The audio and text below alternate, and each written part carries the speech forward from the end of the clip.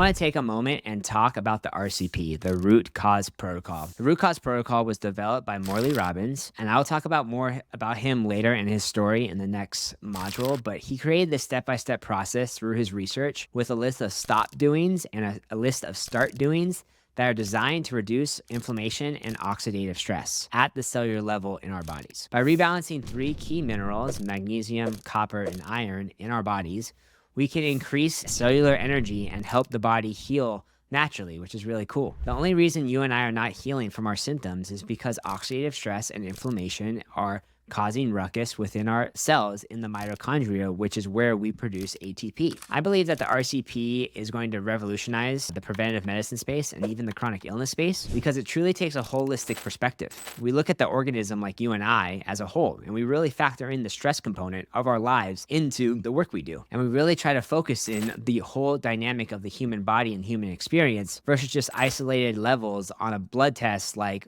being low vitamin D or a specific disease like depression being low serotonin only. There are 4 key principles for the RCP to focus on health rather than disease. Number 1 is that there is no such thing as medical disease. And I know that might sound crazy, but you do not have to fear a disease in the future, regardless if it's gotten passed down from generation to generation or it's in your genes. There is this book called the Mark Manual, which is basically a big book of conditions, diseases, and diagnoses. It's basically the Bible of medicine. It has over 32,000 conditions. Even though not stated in that book, every one of those diseases starts with a lack of cellular energy. And that lack of cellular energy then starts creating physiological changes within the body. Those physiological changes then start producing symptoms, and those symptoms are the ones that bug us, which make us run to the doctor to get a diagnosis. But what's really going on is that there is a mineral dysfunction and mineral dysregulation that is in charge of the physiological changes that are happening in your body. There's something that is dysregulated, which is then causing symptoms, which then we like to call medical disease, and we'll put a label on it and give you a drug. I know it's a lot to unpack, and I know that disease is probably really fine-tuning your brain, but if you manage your oxidative stress and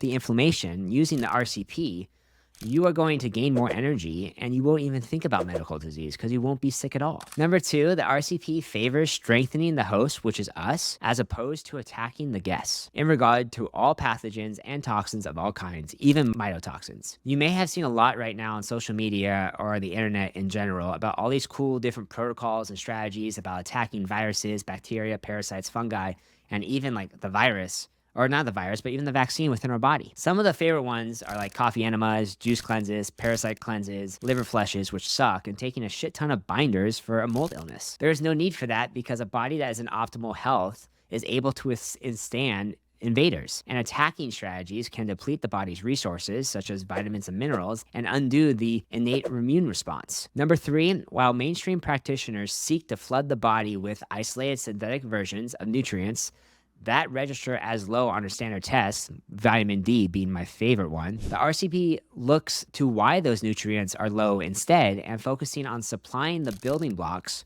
required to balance elements naturally, like magnesium for vitamin D deficiency, most likely. Number 4, the RCP recommends nutrients from fresh organic foods as much as possible. And any supplement that is being suggested in the protocol is in its natural whole food state. Synthetic nutrients lack the enzymes and cofactors that occur naturally in whole foods to aid in their digestion, assimilation, and activation in the body. The focus of the RCP is to increase the energy within the body. And increasing energy is made possible by first increasing bioavailable copper, which is also known as ceruloplasmin. When we increase bioavailable copper, we decrease the unbound and excess stored iron within our tissues. This is huge because that excess iron puts a heavy burden on magnesium, and it's basically burns through magnesium so much faster, not allowing magnesium to take part in its 3,700 functions within the human body. By managing iron with copper, we can decrease the rate at which magnesium is burned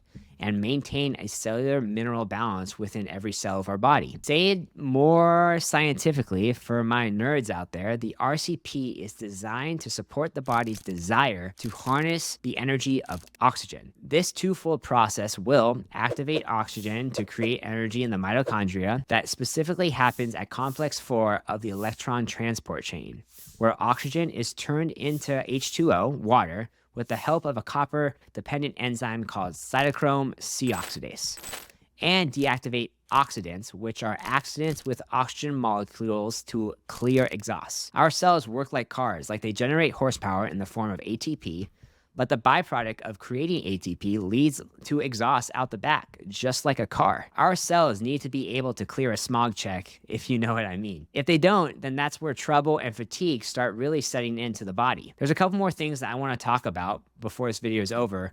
And there is one more, which is called ceruloplasmin. I talked about it. It's a copper-dependent protein that in a healthy individual enables a function called ferroxidase. Ferroxidase is the active form of ceruloplasmin, is the enzyme that regulates and chaperones iron, preventing it from rusting, also known as oxidizing our tissues within our body. Ferroxidase is the master antioxidant that regulates iron status in our body. So once again, before this video is over, there's one thing that you need to get straight and remember, is that dysregulated, unbound excess iron is the greatest source of oxidative stress in the human body. And the way that the RCP manages that by raising bioavailable copper and using other strategic measures to basically maintain a good status between magnesium, copper, and iron. So I hope this video was enough to kind of give you a background and context of the RCP before we kind of really dive into it and start the protocol. Remember, if you do have any questions more about this video or just the RCP in general, please fill out a questionnaire on the community board or just write me a question or DM me, whatever that is,